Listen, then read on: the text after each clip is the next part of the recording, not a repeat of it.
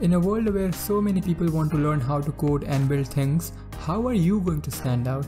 Simple, by learning, becoming better at programming every day, and knowing more things. So to start off with, let's take your JavaScript from average to advanced. In this video, we are going to learn about asynchronous JavaScript and then some important JavaScript concepts that you can start implementing in your code right away.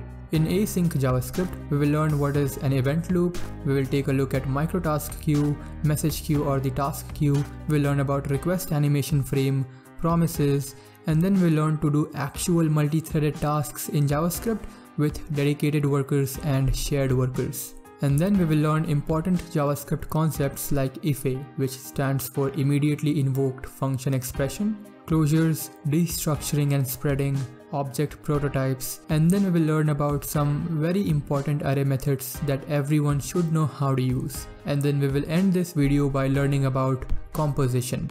Remember, you will be able to write code that works even without these concepts. But to write smarter and cleaner code, you must put the efforts in thinking how could you improve your code with the concepts that you learn here in this video. A lot of new knowledge might come to you in the next 100 minutes, so you need to be very attentive and focused. If you are not in that state of mind right now, then I suggest you watch this video later. Okay, now let's get started with it. In 1995, Brendan Eich created JavaScript in just 10 days. JavaScript was originally called Mocha. So you see, JavaScript was not a very planned language, and since then there have been many changes and many new additions in JavaScript. So before we go ahead and learn all the advanced JavaScript concepts, I want to tell you about a fun addition that happened in ES6. In ES6, let and const were introduced. Before that, we used the var keyword to declare variables. What is the difference between let, var and const? Let and const have block level scope, while var has function level scope. So if we run this piece of code, then console log z will print 4 on the console, while console log x or console log y is going to print undefined. 4 gets printed, but x is not defined. That happens because anything that is defined with let and const has block level scope, so it is not going to be accessible outside of the block in which it has been declared. But var has function level scope, so it will be accessible outside of the block in which it has been declared. And if we put this piece of code inside a function, then you should know that this variable z is going to be accessible inside this function and not outside of it, because it only has function level scope, not global. And there is one more thing that you should know about the keyword var. So if we declare a variable with the keyword var outside of any function, then this variable gets attached to the window object.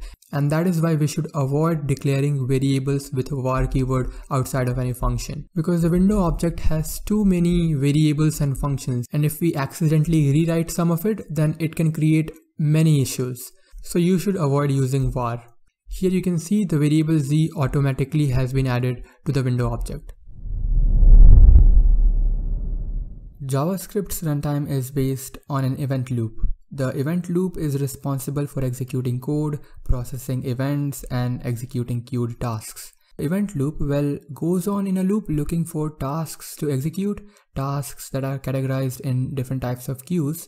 The event loop decides when to execute a task from a particular queue, how many tasks to execute from that queue before switching to a different queue, and it does all this thousands of times in a second. And the end result gives us a working software. Let's try to understand how the event loop does all this by understanding its pieces. The first thing that you should know about is the callstack. JavaScript uses callstack to keep track of where it is in code and what functions are currently executing. If we were to visualize the callstack with this piece of code that has a function first name, a function last name, and a function print my name that prints the full name. Okay, so when this script is running, then the first thing that happens is that the print my name function is called and also gets added to the call stack. Then the first name function gets added to the call stack and it immediately returns and gets removed from the call stack. Then the last name function is added to the stack and gets removed from the stack immediately after it returns its data. After that, the console log is added to the stack, it prints the output, and then it is removed from the stack. And finally, the printMyName function finishes executing and is removed from the stack. Here you see everything is happening very synchronously, one by one. But how is it that we are able to wait for some amount of time with setTimeout before executing a function?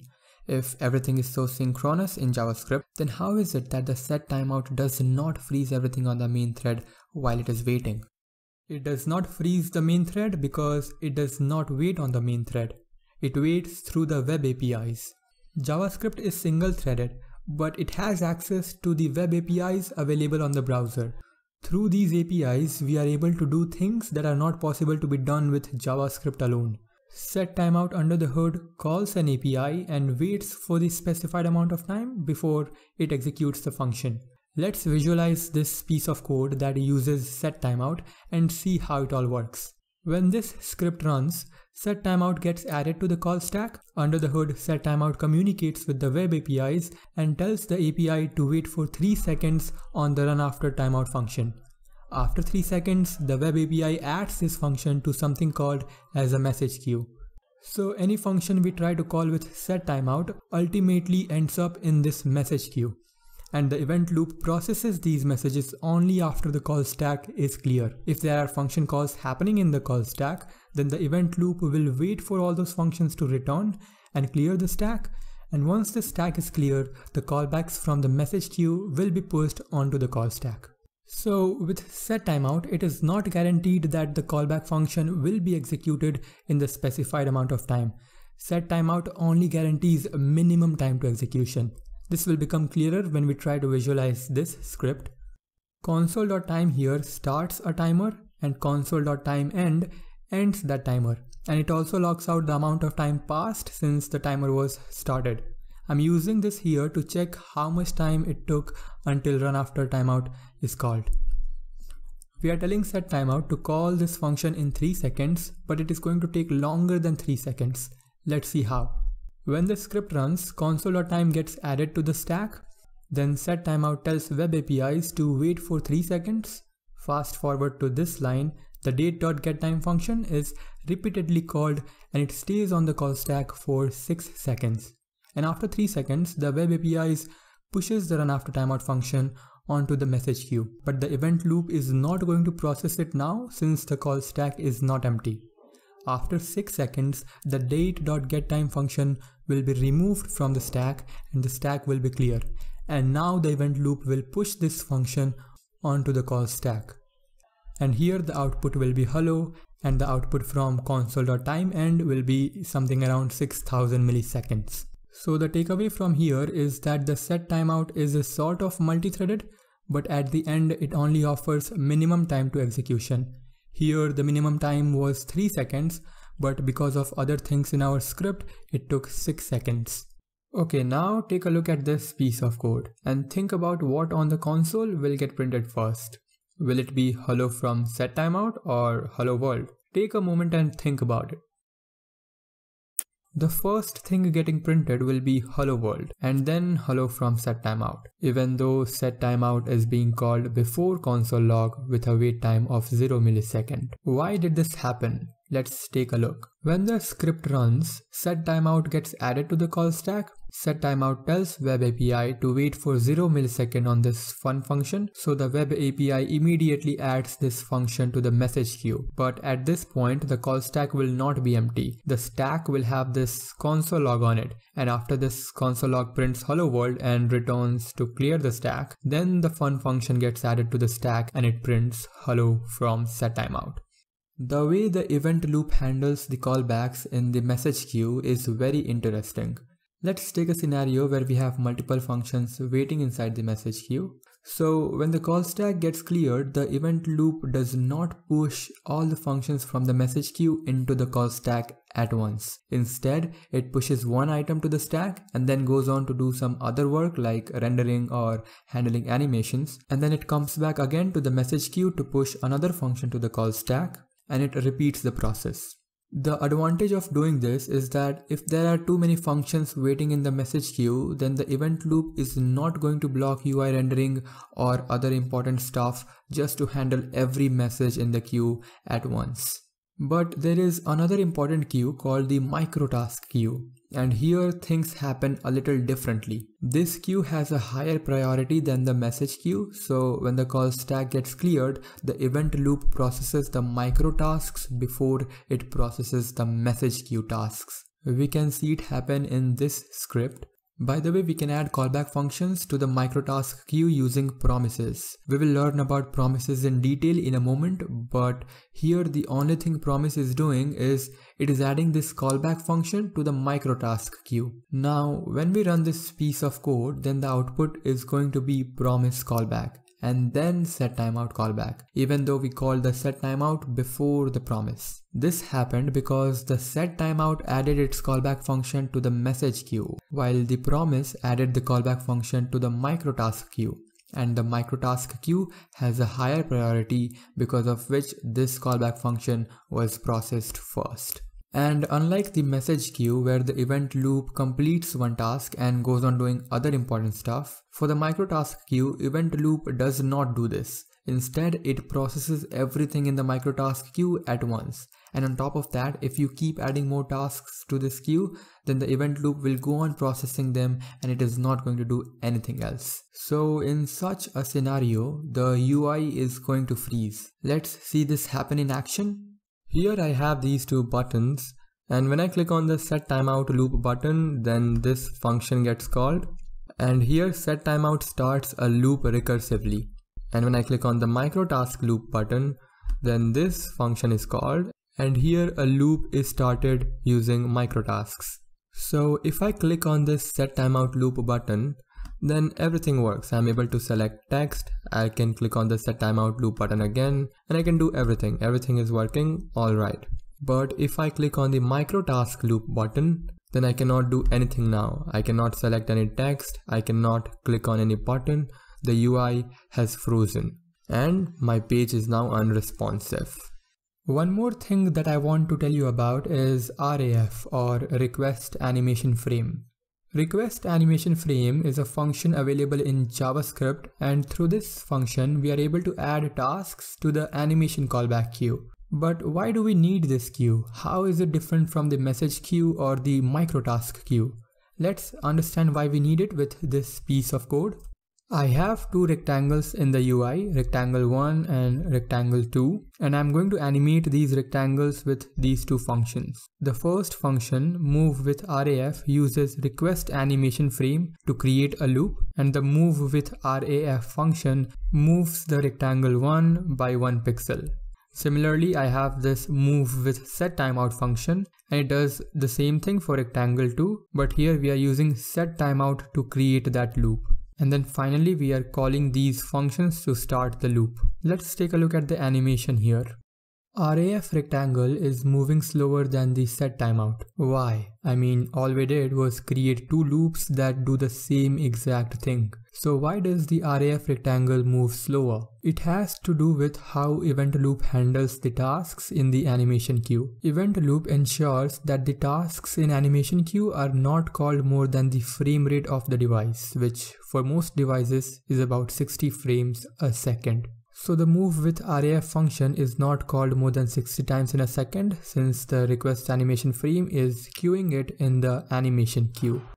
But with the setTimeout loop, event loop does not care about any frame rate. It is going to process those tasks as soon as it can, because of which the moveWithSetTimeout function is called more often than the moveWithRAF function, and the rectangles move with different speeds.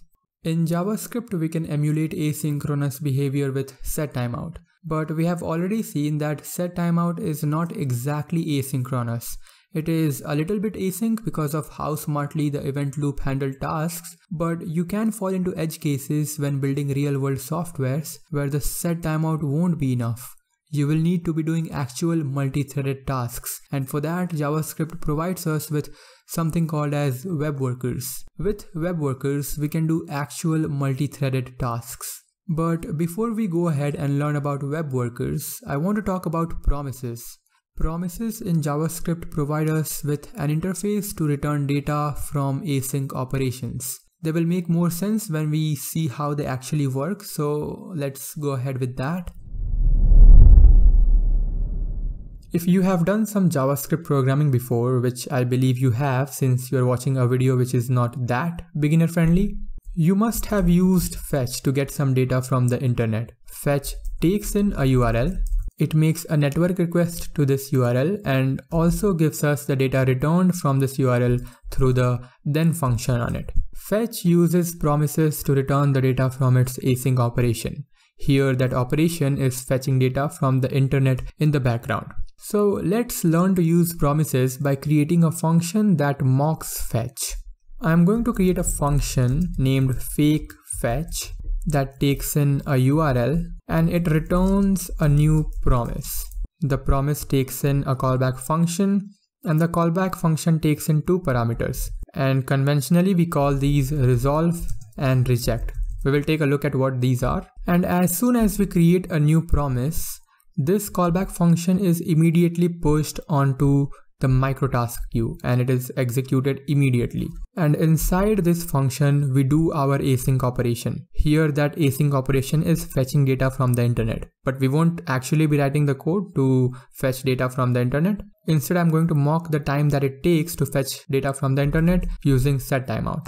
The setTimeout is going to wait for 3 seconds, and after 3 seconds, it is going to call the resolve function. Why are we calling this resolve function? Whenever we create a promise, we do some background operations, and after doing the background operation, we return some data. We return that data to our main thread, and that main thread now takes over that data and does whatever it wants to do with that data. So we pass that data from our background operation to the main thread using this resolve function. We call this resolve function, and this resolve function takes in one parameter.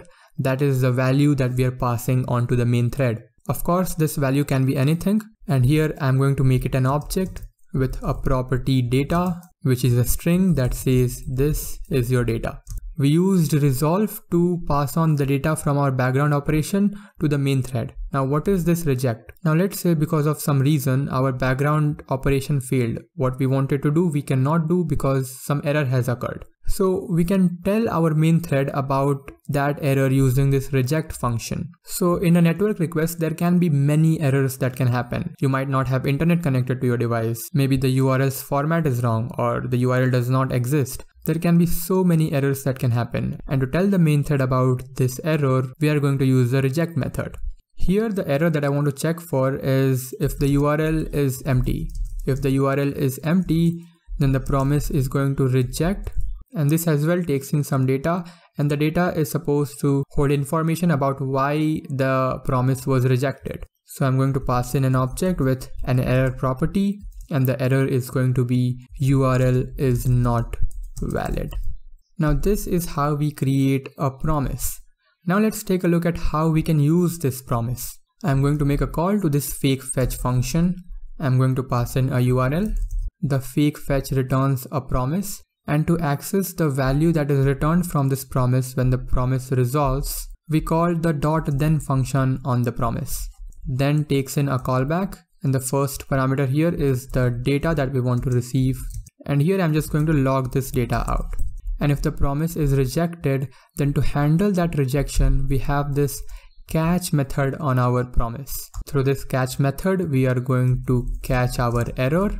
And here I'm just going to log out this error. Let me run and show you what is happening here. Our background operation is happening, and after resolve is called, we receive that data. And instead of a valid URL, I pass in an empty string. Then this time we should receive an error. Now, other than then and catch, the promise has a finally available to it. And this finally is called regardless of what the result of the promise is. So if the promise is rejected, then also finally will be called, and if the promise is resolved, then also finally will be called. Inside the finally, I'm going to console log reject or resolved is called. So now finally will execute. This finally function is called immediately after reject or resolved is called. So after reject is called, the catch callback will be handled, and immediately after that, finally will be handled. We see our error object, and after that immediately we receive our message from the finally. And if I pass in a valid URL in this fake fetch, then resolve is going to be called in 3 seconds, and after 3 seconds the then callback will be executed, and immediately after that finally will be executed. We are waiting for the task to happen, resolve is called, and the then callback is handled, and immediately after that finally is handled. Now there exists one problem with fetch, that the code looks a little messy with all these curly braces and callback functions, and some people do not like it. So to beautify the use of promise a little bit, JavaScript provides us with async and await. Let's take a look at how we can use async await to consume promises. I'm going to comment out this piece of code, and here I'm going to create a function called getData. When this function is called, then we are going to make our request to the fake fetch. Here I'm going to call fake fetch, and now to receive the data returned from this promise without calling the then function on it, we can use the await keyword, and I will store the data returned from this promise into a variable. But we cannot use await in any function. We can use await only in asynchronous functions. So we will have to declare this getData function to be async, and for that we just type the async keyword in front of function. Now let me call this getData function, and I will also log out this data.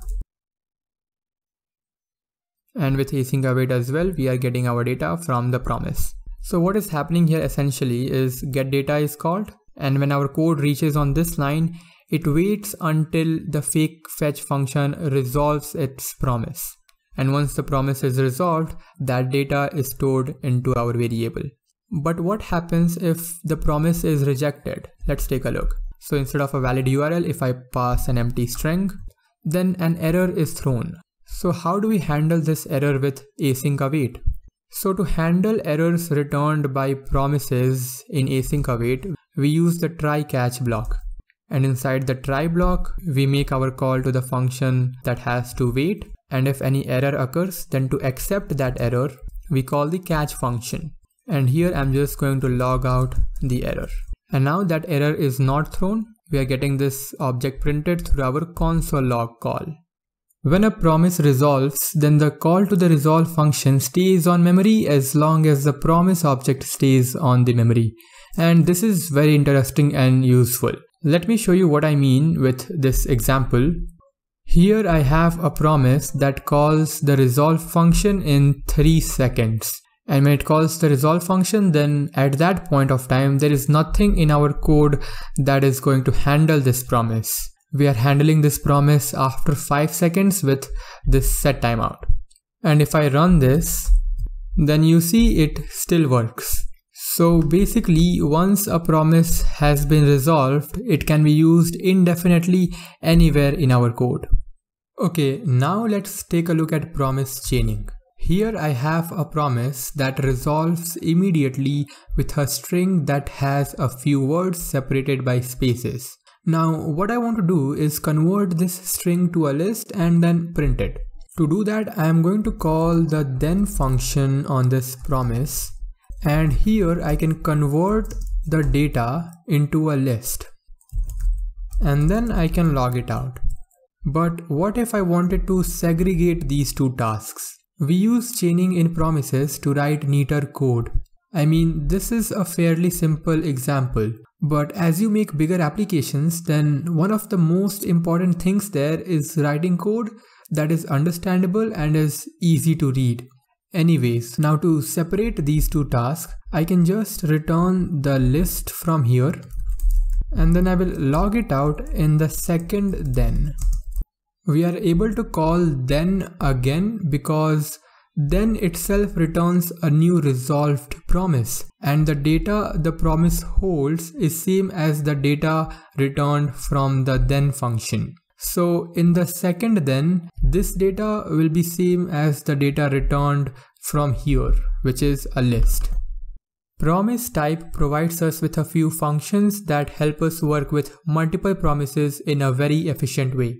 But before we go and take a look at those functions, let's first understand with a scenario, why would we ever need to work with multiple promises together? Okay, so imagine a situation where we are supposed to fetch some data from two independent URLs, and then we fetch some more data from a third URL that takes in a key to give data, and this key is a combination of the data received from URL 1 and URL 2. Let's see how we would have to implement it. So we will first have to make a request to URL 1, and then we would make a request to the second URL.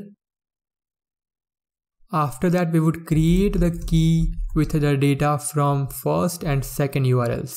And after this, we would make our third network request where we pass in the key. And then we will receive the data from URL 3 and we will log it out. Wow, so this is horrible. It is horrible for multiple reasons. First is all this nesting. It looks pathetic. And also all this code is slow. I mean, we could have made the calls to URL 1 and URL 2 simultaneously. There is no need for us to wait until we fetch the URL 1. These two tasks could have happened simultaneously, and it would make the network requests faster, thus creating a better user experience. We can fix these problems with this function, promise.all.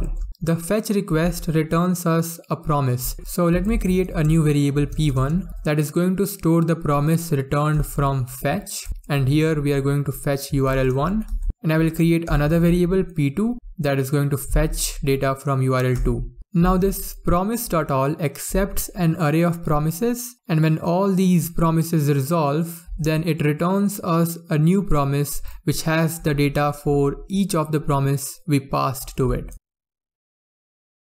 And the data here from the promise returned by promise.all is an array.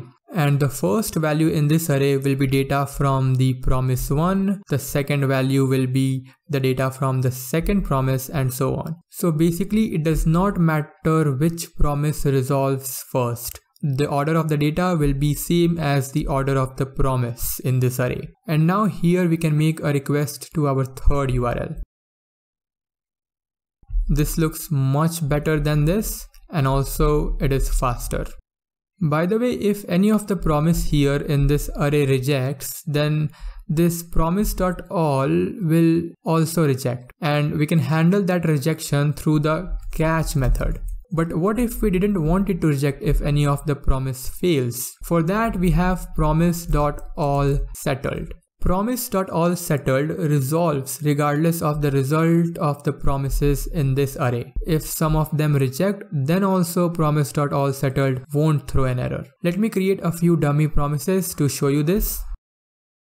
I have two promises. First one resolves immediately with some data, and the second one rejects immediately. And now if we call promise.all settled, and we pass these two promises in this all settled, then this all settled will succeed even though the second promise is rejecting. And the data that we receive will look something like this. Here we receive an array of objects, and every object has a status and a value. If the status is fulfilled, it means resolve was called for the promise, and if it is rejected, then reject was called. And the fulfilled promise has a value, which is the data the promise resolves, and the rejected promise has a reason for its rejection. Other than all settled, we have this any function available on the promise. This any function gives us the data of the first promise in this array which resolves successfully. So if I add a timeout in the first promise, and in the second promise if I make it resolve instead of reject, and I will also change this error to data, then on the console we receive the data from second promise printed. That's because the second promise was resolved before the first promise. But what happens if we call reject in the second promise? If we call reject, then we receive data from first promise. So the promise.any gives us the data of the first promise which resolves successfully. And if every single promise in this array rejects, then it is going to throw an error. So if I make this p1 reject, then we see an error, and that error can be handled by the catch function here. And we also have this function called raise. This function is similar to any. Instead, if any of the promise in this array fails, then this entire promise is going to throw an error. So promise.race makes sure that every promise in this array is resolved. But when it comes to returning us the data, then it gives us the data of the first promise which resolves successfully. So in my promises, if I make them resolve instead of reject, then on the console we see data from second promise since P2 was resolved first. And if we make it reject, then we should see an error. But with promise.any, we wouldn't have seen an error. Instead, we would have seen the result from the first promise. We are going to learn about web workers by understanding why we need them. I have this array of numbers here, and we are going to write code to check if each of these numbers are prime or not. And also we will log the amount of time it takes to check if each of these numbers are prime or not. In my JavaScript file, I have already written some amount of code. So first let's go through this. I'm using this fetch request to import this nums.json in our program. Fetch gets the file, then it converts the content of the file into a JSON, and finally we get that JSON in this function through this variable. And I have already written the function that checks if a number is prime or not. This function takes the number for which prime has to be checked, and it takes a second boolean parameter should log time, and if this boolean is true, then it is going to print the amount of time it took to do all the processing. So here when the should log time is true, it's going to be true only when we have reached the last number in our array. Then we are calculating the amount of time it took since the start time, and we are logging it out. Okay, now let's pass each of the number from this numbers array through this isPrimeNumber and see how much time it takes to do all the processing. I'm going to create a different function, check for prime, that takes the numbers array. It creates a for each loop on this numbers array, and for each number it is going to call the isPrimeNumber function. The first parameter is a number and the second parameter is a boolean, and this boolean will be true only if this number is equal to the last number in our numbers array. And we can check that by calling numbers.add -1 is equals to the num or not. Through this we are getting the last value in our array, and if that is equals to the number that we are currently processing, it means that we have reached the end of this array, and the prime number should log the amount of time it took to do all the processing since the start. And now we can call this check for prime here. Let me run and show you the result of this. The script is running, and since we are doing all the calculation on the main thread, the UI is frozen. I'm not able to select any text. I'll not be able to click any button, but the processing is happening. And it took about 20,000 milliseconds, that is about 20 seconds to do all the calculation. And now that the processing is done, our UI is interactive again. But it is not nice that we were not able to interact with the UI while the processing was happening. How can we keep our UI responsive while all that processing is happening in the background? We could make the UI responsive with setTimeout while doing all the processing in the background. I'm going to create another function that's called check for prime with setTimeout. This function is going to be very similar to our check for prime function. And here, instead of directly calling isPrimeNumber, I'm going to do that with setTimeout. And here, instead of calling check for prime, I'm going to call check for prime with setTimeout. And if we run this script, then the processing will happen, but the UI won't freeze. But why won't it freeze? It won't freeze the UI because the setTimeout will queue the function calls in the message queue. And in the message queue, the event loop does not process everything at once. It takes one task, processes it, goes on to do other things like UI rendering and all that, then comes back again to the message queue to pick another task and execute it. So just by pushing all our calls of isPrimeNumber onto the message queue, we get rid of the UI blocking. Let me run it and show it to you. Our script is running in the background and we are still able to interact with the UI. I can select text, I can click on this button, and I can do everything here. And our script has finished executing, and it took about 20 seconds to do all the processing. But remember, this is a fairly simple piece of code. All we are doing is calculating for prime numbers. But in real applications, the code is not going to be so simple. The message queue will not be the only place from where event loop will be picking tasks from. There are so many queues. So right now the setTimeout took same amount as the main thread. But if there are other tasks in other queues, then event loop will be processing those tasks as well. And the tasks in the message queue will have to wait for other tasks to complete, and instead of 20 seconds, it's going to take longer than 20 seconds. So let me write some code that will push a lot of tasks on the animation queue. And since there are going to be so many tasks on the animation queue as well, the event loop will be processing those tasks along with the message queue tasks. And in that case, the setTimeout will take way longer than 20 seconds to do all the processing. Let me go ahead and write the code that will push tasks on the animation queue. I'll create a function called doMoreStuff. And here I'll create a loop using requestAnimationFrame. The requestAnimationFrame will now be pushing tasks onto the animation queue. But this function is not doing anything right now. It is just creating a loop. It's not going to take a lot of time to process a function that is not doing anything. So to mimic some task, I'm going to add a while loop here. And with that while loop, I'll add some delay. I'll create a variable named startTime. And I'll get the current milliseconds through this getTime function. I will create an infinite loop with while true, and I'll check if new date.getTime minus startTime is greater than 40 milliseconds. If it is greater than 40 milliseconds, then I'll break from this loop. Now with this logic, we are able to wait for 40 milliseconds inside this doMoreStuff function.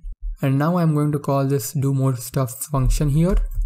And if we run this script now, then it should take longer than 20 seconds for setTimeout to check for prime numbers. The processing is happening in the background and we are able to interact with the UI. So let's wait until the processing is done. And you see this time it took 28 seconds to do the same exact thing. If we increase the delay to, let's say, 50 milliseconds, then it's going to take even longer. And with 50 milliseconds of delay, it takes about 31 seconds. So you see, in such a scenario, the asynchronous behavior with event loop starts to break. But if we use web workers to do all those processing, then the web worker is going to be independent of what is happening with our event loop on the main thread. It doesn't matter what tasks are executing, the web worker will execute its code in a completely different environment, a completely separate world. So with web workers, we will be able to do all the processing in a different environment that will be independent of what is happening on the main thread, and the main thread will not freeze because of all that processing, and that processing will not be hindered by what's happening on the main thread. Here I'm going to create another function that will be called check for prime with web worker. This as well takes the numbers array, and here I'm going to create a variable named worker, and to create a worker we call this new worker, and here we pass the script for which we want to create a worker. So essentially what we do with web workers is that we create a separate JavaScript file and we pass that JavaScript file in this worker, and the worker creates a separate thread for that file. So let me go ahead and create that file. I'm going to name this file primeworker.js, and here I'm going to pass that file primeworker.js, and now the primeworker.js will be running on a thread that is different from the main. But how do we communicate with the worker? I mean, it's on a different thread. We won't be able to directly access the variables and functions in that thread. So to be able to communicate between threads, we have this post message available on the worker, and here I'm going to pass an object. This object is going to have a command property, and the command is going to be check primes. And here I will also pass the numbers array, and in our primeworker.js we will have to add an event listener that will listen for message, and through this event listener we will catch this message. This callback function has this message parameter, and we will check if message.data.command equals check primes. If the command is check primes, then we are going to check for primes inside our prime worker. I will copy paste the logic to check for primes. Since I cannot access this function directly from the prime worker, I'll have to copy it. And here as well, I want to monitor the amount of time it takes to do all the calculation. And for that, I'll have to create a new variable, start time. The start time will be instantiated when we receive our message for check primes. And let me also store the numbers in a different array from our message. I'll go through each of the numbers and I will call the isPrimeNumber function. Now remember, this is a separate thread and here we will not be able to access console log or window or the document object. None of them are going to be available from here. So how do we print the amount of time it takes? We cannot do this from this thread, but we can tell our main thread to print the amount of time. So we'll have to send a message from this worker to our main thread. And to do that, we have access to the post message function here as well. So in the post message, I'll add an object. The object will have an elapsed time property, and the elapsed time will be newDate.getTime minus start time. Now we can go to our main thread, and to receive any message from the worker, we can add an event listener on the worker. It will be listening for message. The callback function will give us our message. And here I'm going to log message.data.elapsed time. And now here, instead of checking for prime number with setTimeout, I'll be checking for prime numbers with web worker. And now if I run this, then the processing should be faster than what it was with setTimeout. All our processing is happening in the background, so the UI is not hindered. We are able to do everything. We can select text, click on the button, UI is working fine. And it takes about 21 seconds to do all the processing. So you see, the prime worker was totally independent of what was happening on our main thread. Okay, now let's learn about shared workers. Shared worker is a specific kind of worker that is accessible from several browsing contexts, such as the window, iframes, and even workers. I will show you how to use shared workers with two examples. In the first example, I have this HTML here. Right now, this is just plain HTML. It is not going to do anything. But what I want to implement is when I reload this, then this window will communicate with her worker and it will ask the worker for some data. And then it will log that data. And when I click on this button, then it opens another window. And this window will do the same thing. It will communicate with the same worker and it will ask it for some data. And when it receives it, it will log it out. And now for the second example, I have this another button that says send data to window 2. So when I click on this button, then window 1 will send some data to window 2 through the web worker. And same thing over here for window 2. When I click on this button, then window 2 will send some data to window 1 and window 1 will log it out.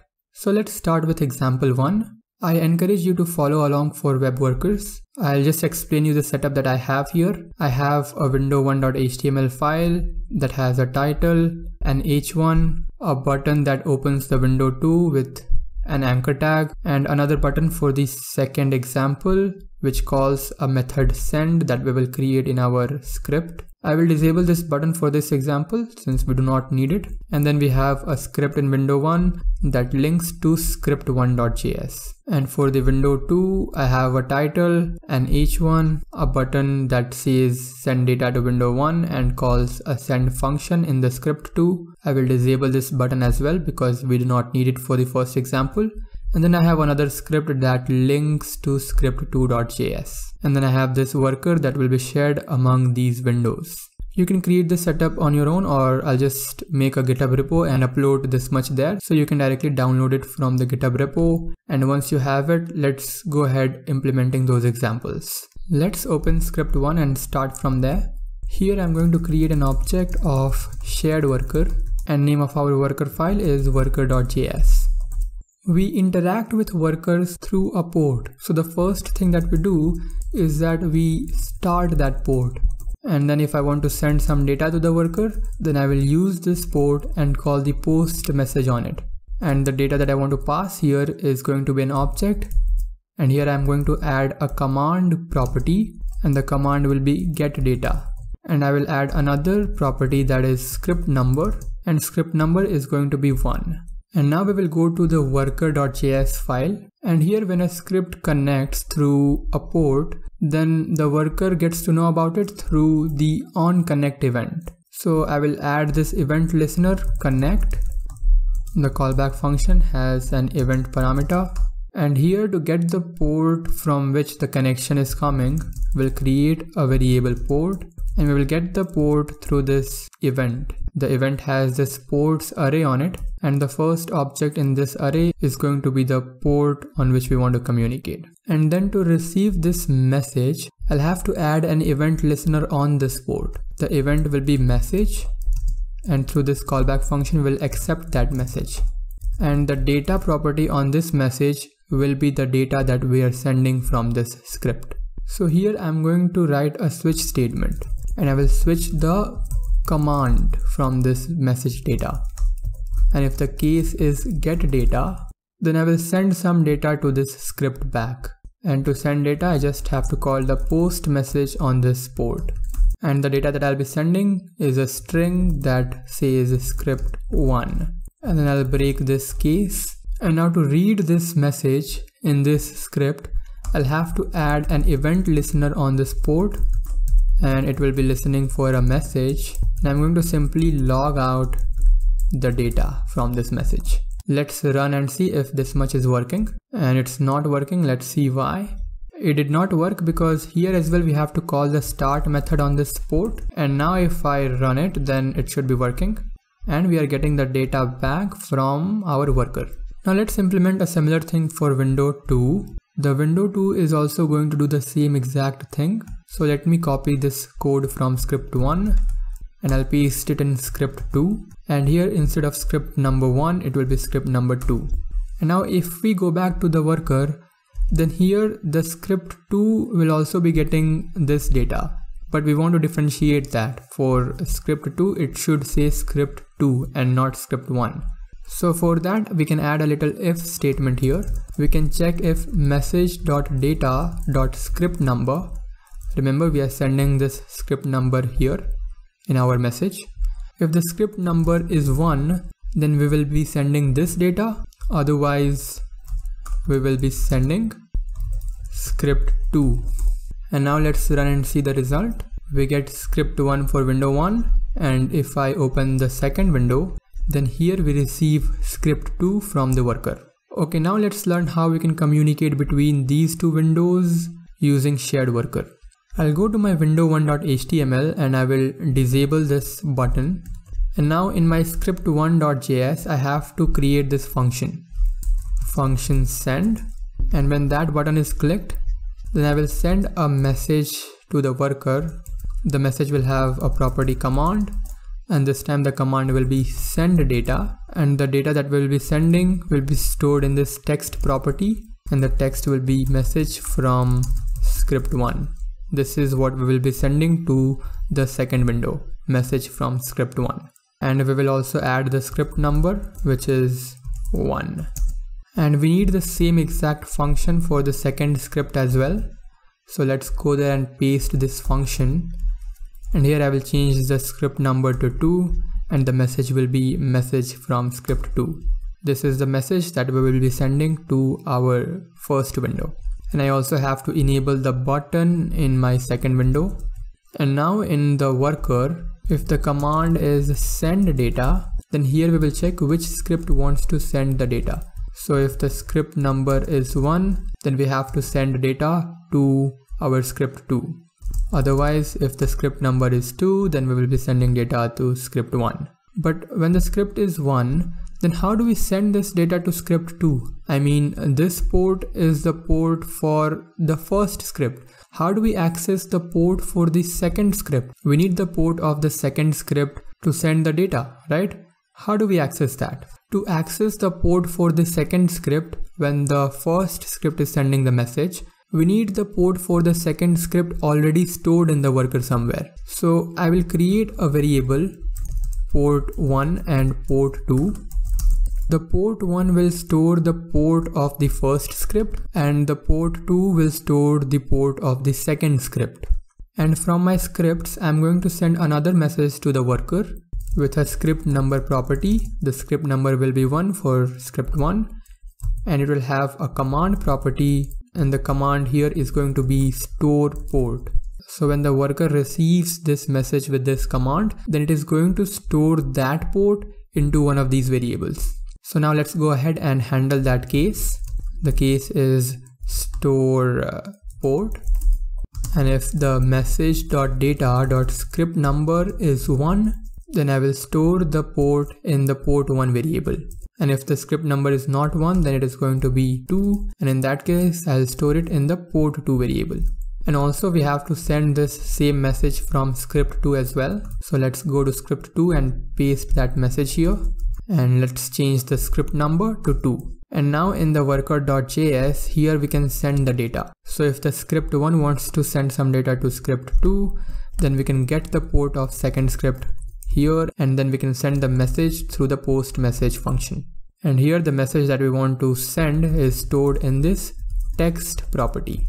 And similarly, if script 2 wants to send the data, then we will access the port 1, and then we will send the data from script 2 to script 1 through this. Now let's run and see the result. I am getting this script 1 twice. That's because I forgot to add a break statement in my case.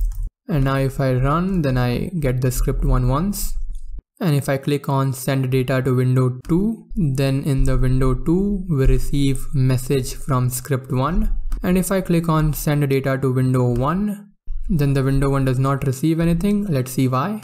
That's because here it is not message, it is mess.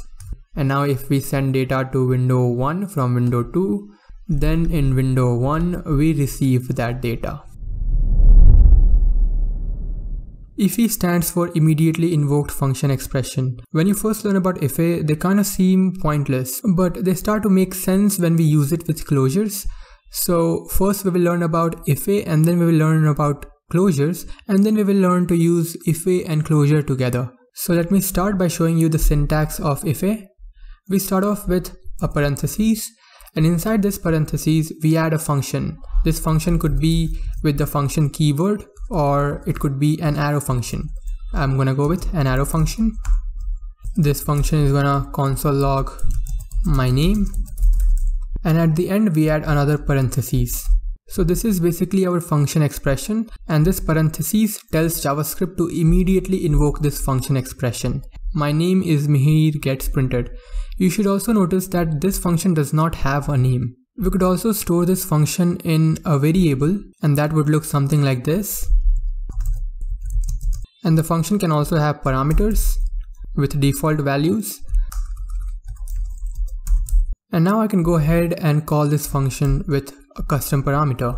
And now if I run this, then I see this. My name is Mihir, and then my name is John. Alright, now let's go ahead and learn about closures. Closures are functions enclosed inside other functions that have access to the lexical environment of its surrounding state. This will make more sense when we look at an example, so let's do that. I'm gonna create a function named createMultiplier that takes in a parameter named multiplyVal, and it returns another function that takes a parameter named val, and this function logs out the multiplication of these two values. I'm gonna create a few multipliers, multiply by 5 and another one multiply by 10. Let me go ahead and call this. Now if I run this, then 10 and 40 gets printed respectively. So this is what a closure is. We have a function that contains another function, and now this function has access to the environment or the scope of this function. So even after the create multiplier has finished executing, this multiply val will always be available, will always be accessible through this function. And if this function had any other variables, let's say a variable named a, then this would also be accessible here forever. So this is basically what a closure is. Closures are mostly useful in encapsulating data. They are used in places where we do not want to leak or expose a variable to a bigger scope, a scope where the variable is not required. Let me go ahead and give you another example of closure, and this time we will use IIFE, immediately invoked function expression, with the closure. I want to create a function that increments a counter, and every time it increments the count, it logs out the value. How could I do that? I could create a variable and instantiate that with 0, and then I can have a function that increments the value. But I also don't want this counter variable to be accessible in the global scope. Since this function is the only place where it is being used, I don't want it to be accessible through any part of my script other than this function. So how could I do that? Could I just add this counter variable here? But this wouldn't work because every time the increment count is called, it would reset to 0. So you see, we are not able to encapsulate this counter variable in this function. But we could do that with closures. How would that look like? Now to do that, I could create a function createCounter, and inside this I could instantiate my counter variable to 0, and then this function will return another function that increments the counter value and logs it out. Let me go ahead and use this closure. And now I can do what I wanted to do by just calling this function anytime I want. You see, 1 and 2 gets printed and the counter variable is encapsulated. Now I want to make this code a little bit more efficient and smaller, and we can do that with IIFEs. With IIFE, we will be able to get rid of this createCounter method, and we can just directly instantiate the increment count function. So instead of doing all this, I could simply have a variable named increment count, and the syntax for IIFE is parentheses, inside that our function, and in here I can have my counter variable instantiated, and this function now can return a function that does our job. And now to complete this IIFE, we'll have to add parentheses at the end. And now I can start calling increment count that would do the job. And now you can see this style of code looks much better and more advanced, so use this, and it still works. So this was all about closures and IIFE. Destructuring allows us to unpack array values and object properties into variables. With destructuring, we are able to write cleaner and concise code, so let's learn about it. I am going to get an array object here with which we can work.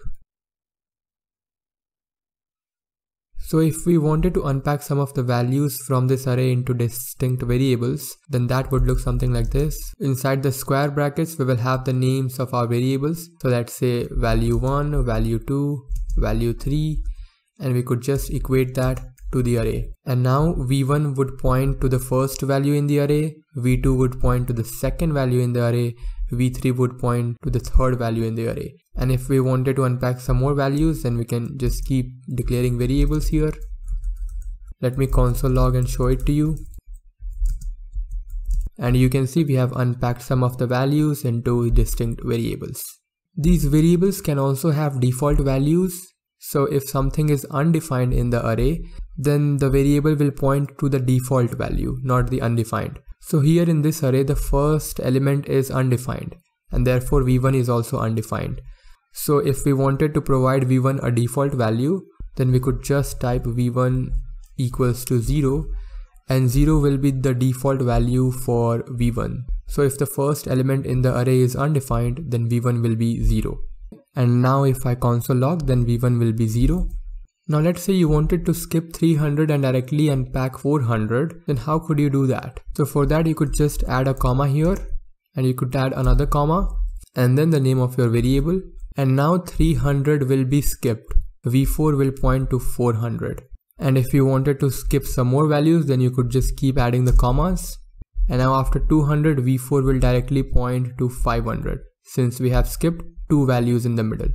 Now let's say we wanted to unpack a few of the starting values in this array, and we wanted to store the rest of the values in a separate array, not variables, a separate array. Then how could we do that?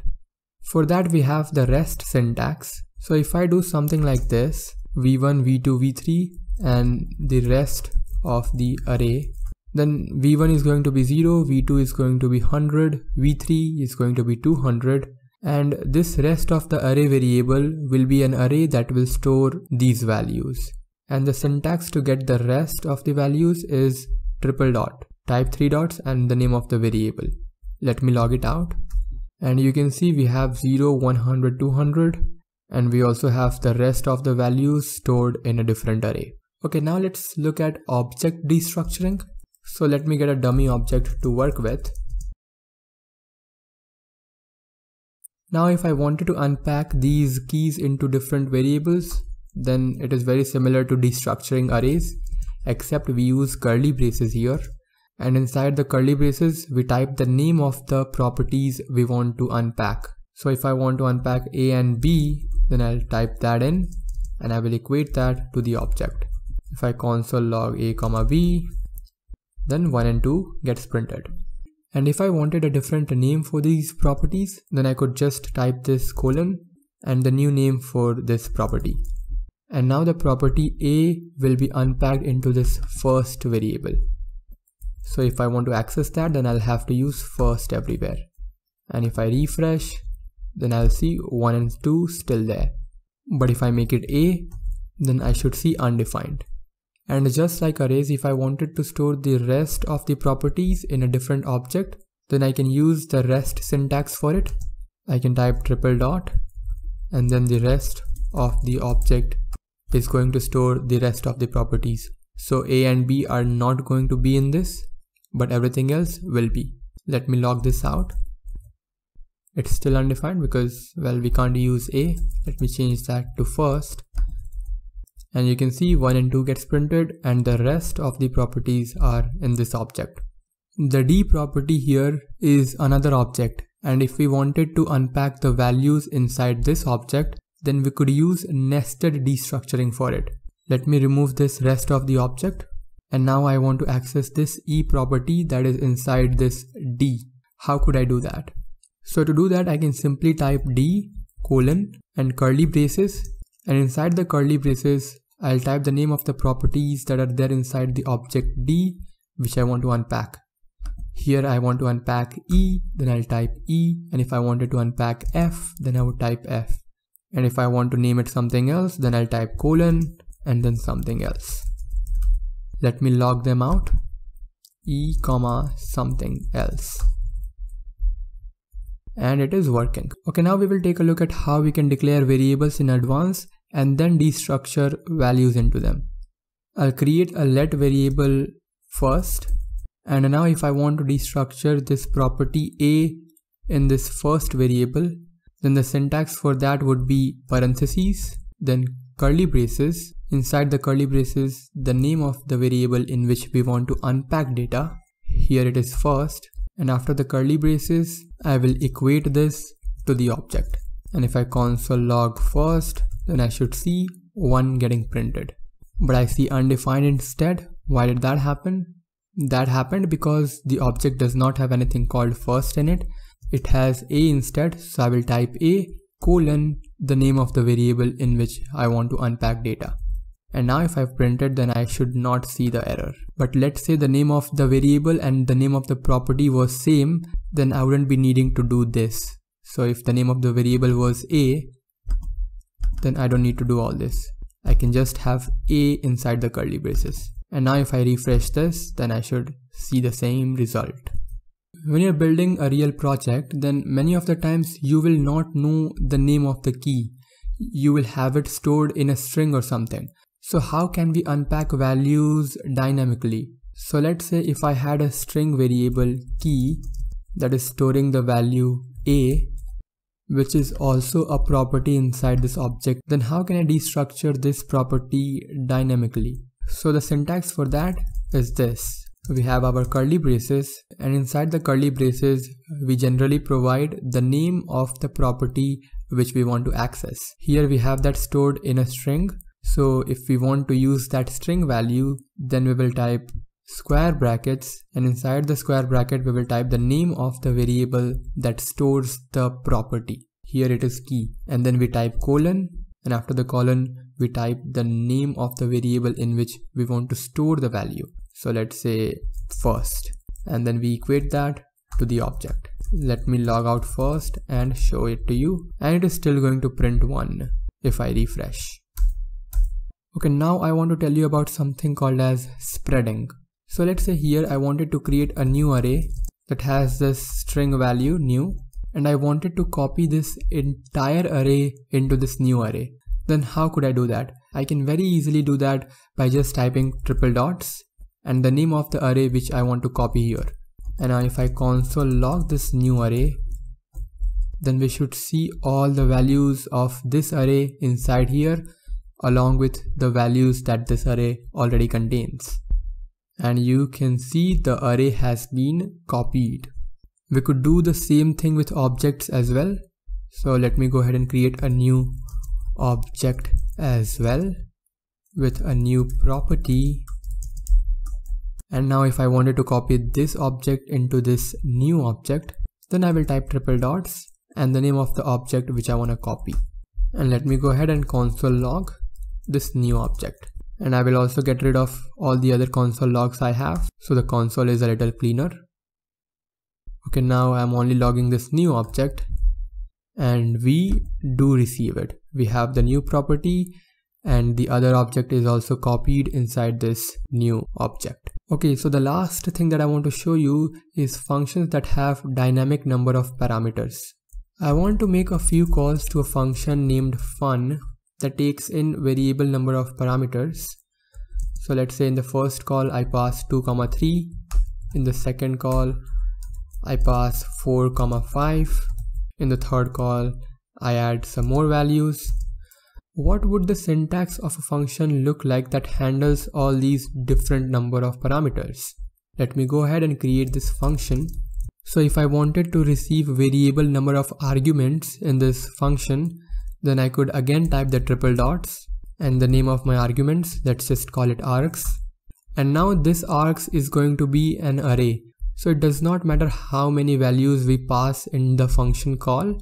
All of it is going to be stored in a single array. Let me return this args. And if I refresh and show it to you, then you can see the function returns the arguments array. But let's say I wanted to store the first parameter into a distinct variable, then I could do that here. I'll just type the name of the first parameter and then comma. So the first parameter is going to be stored in this p1 variable and the rest of it is going to be stored in the array args. Let me console log p1. You can see 2 is stored in p1 and the rest of the parameters in the function call is stored in the args array.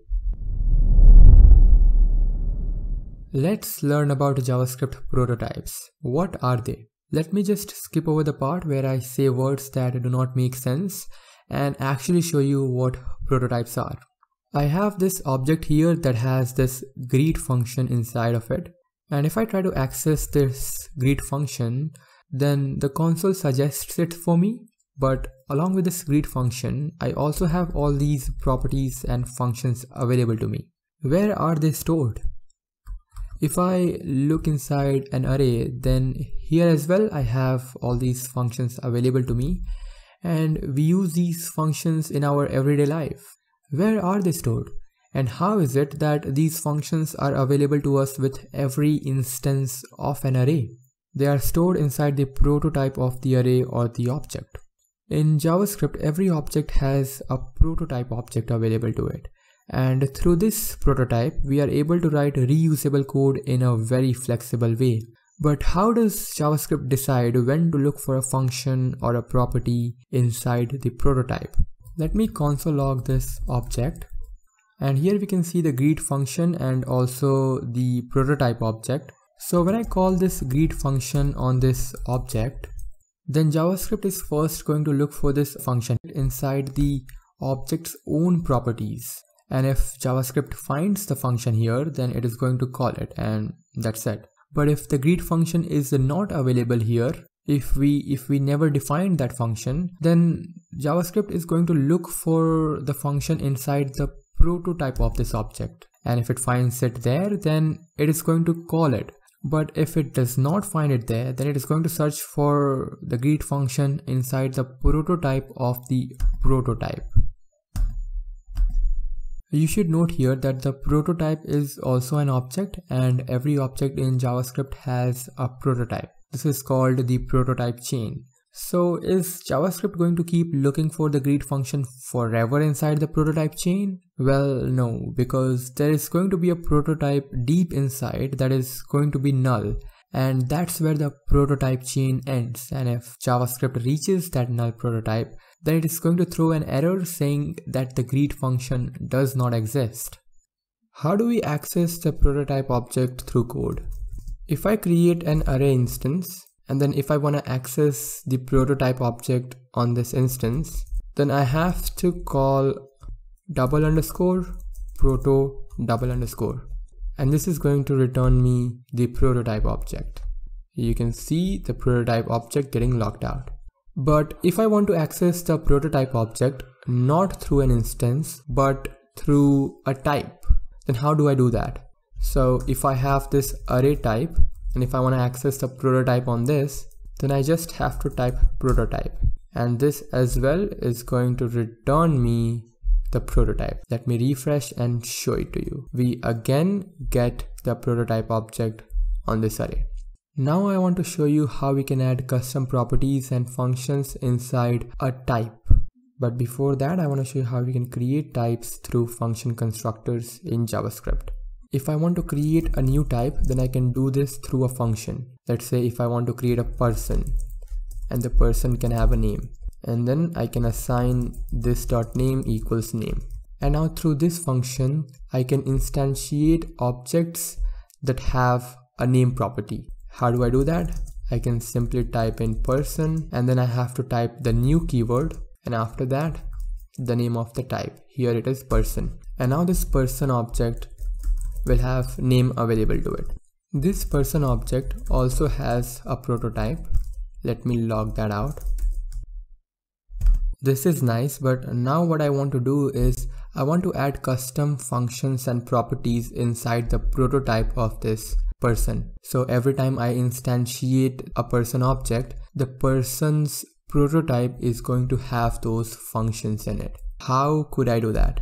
So to add new functions and properties to an already existing type, I can simply add it to the prototype object. So let's say I want to add a function here that is called log my name, and this function is just going to log out the name of the current instance. I can access that through the this keyword, and now this person object must have a log my name on it because we have defined it on its prototype. So if I want to call it, you can see the log my name is suggested here, and it does its job. Now every time we create a new instance of a person, then the object that is instantiated is going to have access to this function. One more thing that I want to show you here is that if we try to create this function through the arrow function syntax, then it is not going to work. If I refresh, then Mihir won't be printed. Why did that happen? Because in JavaScript, arrow functions do not have their own lexical environment. So it is not going to have its own this. This here in log my name is now going to point to the window object and not the this that we have inside this person. So that is a difference between arrow functions and regular functions. Arrow functions do not have their own this, they do not have their own environment, but regular functions do. Now I want to show you how to shadow prototype functions and properties. Shadowing means overriding a function or a property. So if I add a log my name function directly to this person object's own properties, and if this function logs out something else, then now on the console I am going to see something else printed and not the name.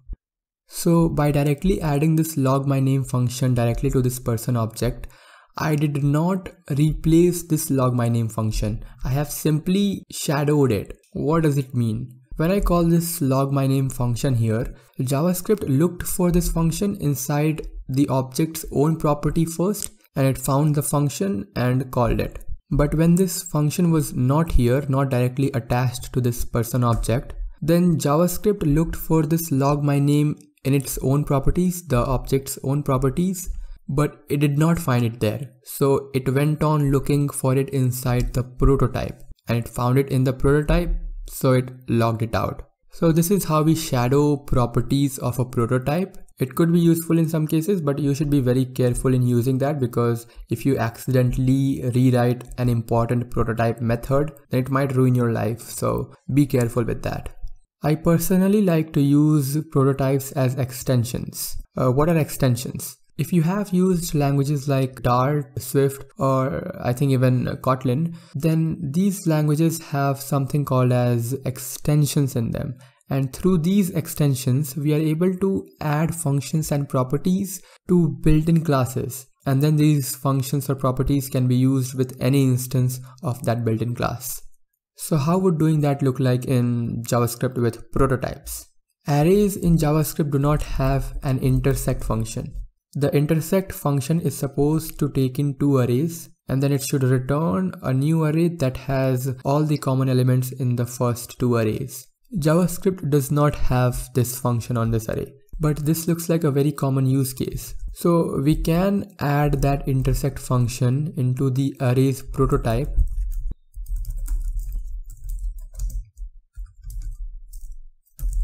And now that we have added the intersect function onto the prototype of this array type, the intersect function is going to be available to every instance of an array. Let's go ahead and test it out. And it prints the intersection of these two arrays. But you should also be very careful when using prototypes as extensions, because if you accidentally rewrite something that already exists, then it can create so many issues for you. So be very careful when using prototypes as extensions. I have this people array here, and we are going to learn about all the important array methods by manipulating this array. The first array method that I want to talk about is the map method. Let's say we have a requirement where we want to create a new array that only has this age and not the name. How could we do that efficiently? We could do that with the map method. Let's see how. I'm going to create a const variable ages, and then I'm going to call the map method on the people array. The map method expects a function here that takes in an item and returns some value. So what this map function is going to do is it is going to pass each of these objects in this people array through this function. And this function is going to return a value. That value will be added to the new array. And let's say that if we wanted to do some work before deciding what to return, then we can do that inside the body of the arrow function. So here some code would go, and at the end it would return a value, here item.age. But here we just have to return the age. So we don't need this curly braces. Just item.age would work. And if I console log the ages, then we should see a new array that has the ages. If you need the index of the item that is currently being processed in the map function, then you can get that as the second parameter in this function. And you can use the index to do some of your calculations. And now the next important array method that we are going to look at is filter. Filter lets us get rid of some of the elements in our array based on some condition. Now let's say we want to create a new array that contains all the people who can vote, and people who can vote must be older than 18 years. We could create that array very easily with the filter method. Just call the filter method on people. This accepts the item, and the callback function has to return either true or false. If the callback function returns true, then the item that is being currently processed in the filter function will be added to the people who can vote array. But if it is false, then it won't be added to the array. And here as well, we can add curly braces to have a body, but we don't need it here because we are simply going to check for the condition item.age greater than or equals to 18. Let's log this array out and see if it worked. It does work. It has filtered out people who are younger than 18. Another interesting function that we have on the array type is reduce. Reduce lets us go through every single value in an array, and at the end it lets us zero down to a single value.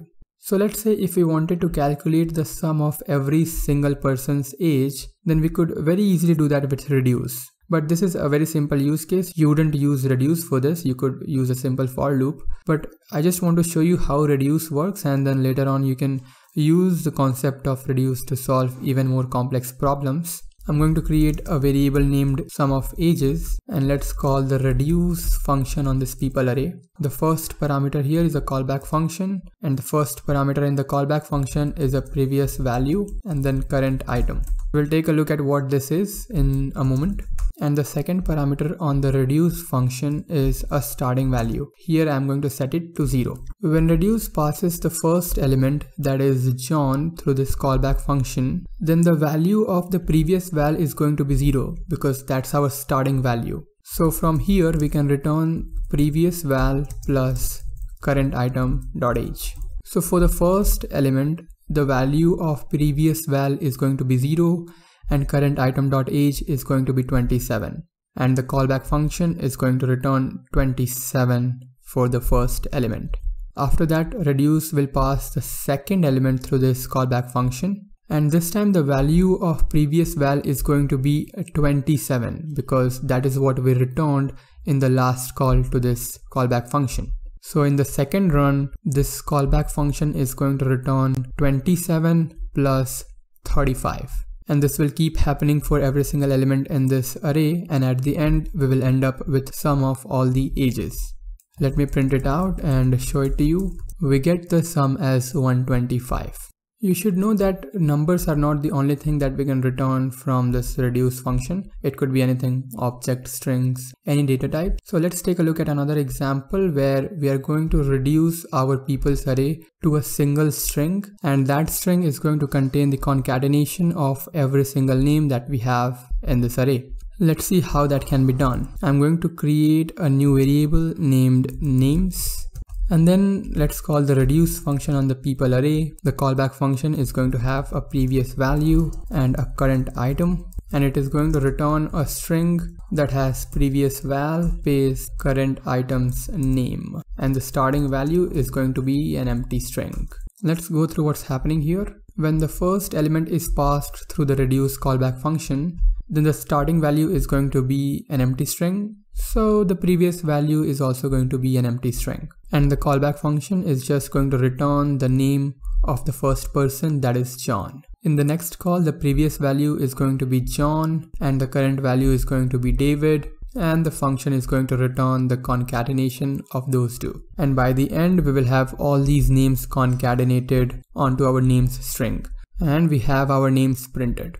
Okay, so other than reduce, we also have reduce write available to us. Reduce write is going to pass the last element through this callback function first. So previously the order of execution was John goes first, then goes David, then goes Rohan. But with reduce write, the order is going to be Shaurya first, Fab second, then Rohan, then David, and so on. So if I console log the names now, then Shaurya comes first. Okay, so now let's take a look at array functions every and sum. The every function on the array type goes through each element and checks for a particular condition. If all the elements return true for that condition, then the every function is going to return true as well. But if even a single element returns false for that condition, then the every function is going to return false. So let's say we wanted to check if every single person in this people array is older than 15 years old. We could very easily get that information through every. So let me create a new variable named isOlder, and I'm going to call the every function, and this expects a callback function here that has item as the first parameter, and then the callback function has to return true or false for this item. The condition that we have to check is if item.age is greater than 15 years old. So if everyone is older than 15 years old, then this is going to be true. I'm going to log it out and show it to you. True is printed because everyone here is older than 15. But if I change it to, let's say, 18, then it should return false. The sum function does a similar thing, except even if a single element passes the condition, even if a single element returns true, then the entire thing is going to be true. So let's say you are 50 years old and you have a son, and your son wants to go to a trip, but you would only let him go to the trip if someone older than 30 years old is also going to that trip with them. So for that, we could create a variable named isSomeoneOldEnough, and I'm going to call people.sum to check that, and the callback function here is going to check if someone is greater than 30. And on our people array, we have David, who is older than 30. So this isSomeoneOldEnough must be true. Let's log and check that, and true gets printed. But if I change this to 40, the minimum age required, then it should return false, and it does. Okay, now we are going to take a look at array methods find and findIndex. Find checks for a condition on every single element in your array and returns the first element that passes that condition. Let's see how that is going to look. So I'm going to console log the element in our people array where the age is lesser than 20. I can call the find function on people for that, and the callback function here is going to check if item.age is lesser than 20. And the find function returns the first element that matches this condition, which is this one, fab. And findIndex also does a similar thing, except it returns the index of the element and not the entire element. So let's see how that looks like. I'm just going to copy paste this, and instead of find, let's use findIndex. And 3 gets printed, which is also the index of this element. The last two functions that I want to talk about is slice and splice. Slice lets us take a few elements from an array when we define a starting and an ending index, and it looks something like this. The first parameter here is a starting index, so let's start with 0, and the second parameter is the ending index, and this should console log the first 3 elements that we have in our array, that is John, David and Rohan, and we do receive that. And if I make the starting index 1, then we will receive 2 elements starting from the index 1. And one more thing, instead of console log, if we use console.table when we are printing an object, then it prints that object in a very structured way. As you can see here, this is pretty neat. Okay, now splice on the other hand lets us delete elements from an array. So if I do people.splice, and the first parameter here is a starting index, and the second one is delete count, how many we want to delete. So let's say we want to delete 3 values. So this is going to return 3 values starting from the index 0 from our people array. So if I log out the people array, then I shouldn't see 3 values there. And you can see 3 values starting from David have been removed. David, Rohan and Fab are not there. There is another thing that we can do with splice. After deleting, we can also start inserting elements. And how can we do that? Well, that starts from the third parameter. Here we can put elements that we want to add to the people array from the starting index. I have added 2 objects here at the end. Notice that this is not an array. We just simply pass the values as parameters in this function. So this call to splice is going to delete 3 elements from our people array starting from index 1, and then it is also going to add these 2 elements in that array starting from index 1. Now let me print this and show it to you. But first I'll remove this call to people.splice, and you can see that David, Rohan, Fab are deleted from this array and ASDF is added. Composition is a pattern and it solves problems that the inheritance pattern cannot. A quick recap of the word inheritance. Inheritance is basically when you have a base class and some other classes extending to the base class that are now going to have access to the public methods and properties of the base class. But with inheritance, we are often forced to write duplicate code, and that's just pathetic. So to solve this, the composition pattern comes in. Composition is not a total replacement for inheritance. We will talk about when to use inheritance and when to use composition. But before that, let's understand composition with an example. Inheritance comes with restrictions. Let's take a look at what cannot be done with inheritance and how the same can be implemented with composition. Here I have already created a class named animal. This class has a constructor that takes in a name, and the animal can also breathe and eat. I also have a human class that extends to the animal class, so now the human can eat and breathe as well, and it can also have a name. And on top of that, the human can write code. I have another class, bird, that extends to animal, and the bird can fly other than having the features of the animal. Now let's say in future I want to create a new class that is a code writing flying human. How would that look? How would I implement that? Now for this code writing flying human, if I extend from the animal class, then the code writing flying human will have access to the features of the animal class. But we will still have to duplicate the write code and the fly method. But what if we extend to the human class? If we do that, then the code writing flying human will have access to the write code method, and it will also have access to the features of the animal class, but it can still not fly. So you see, there is no good way around this. You will have to duplicate some amount of your code, and that's a problem with inheritance. This could be solved with composition. Let's see how. In composition, we basically create functions that return other functions and properties, and using those functions we can create entities like the animal or the human or the bird. Let's go ahead and create the same scenario with composition, and hopefully this time with composition we will not have the issues that we were having while creating the code writing flying human. I'm going to create a function named animal features. This function is going to accept a name as a parameter, and this animal features function is going to return all the features of the animal class. So it is going to return an object that is going to have these two functions in it, breathe and eat. I am going to create another function that is going to return the write code feature. This takes the name as well and returns an object with code function in it.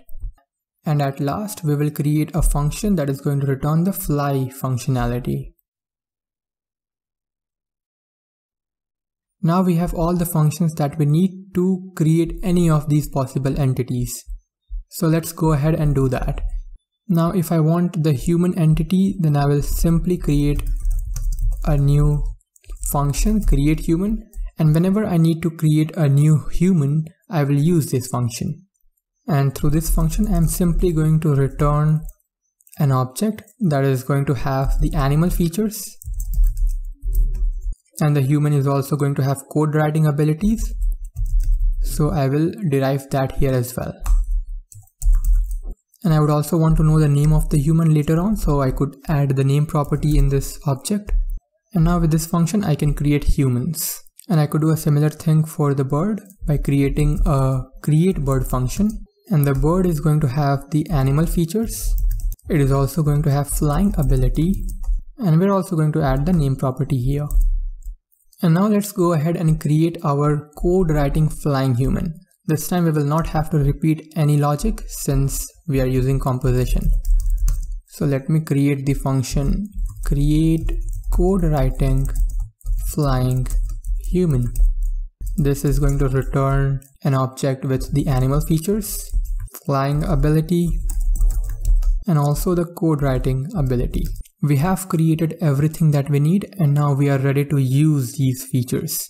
So let me go ahead and create a human. And for this, I can just simply call the create human function. I need to pass in a name, and now this is going to return me an object with animal features, code writing ability, and the name. And now I can start calling those methods in this object. Let me go ahead and run this so you can see that it is working. Alright, you can see the logs coming out here. Let me also create a bird object with the create bird function.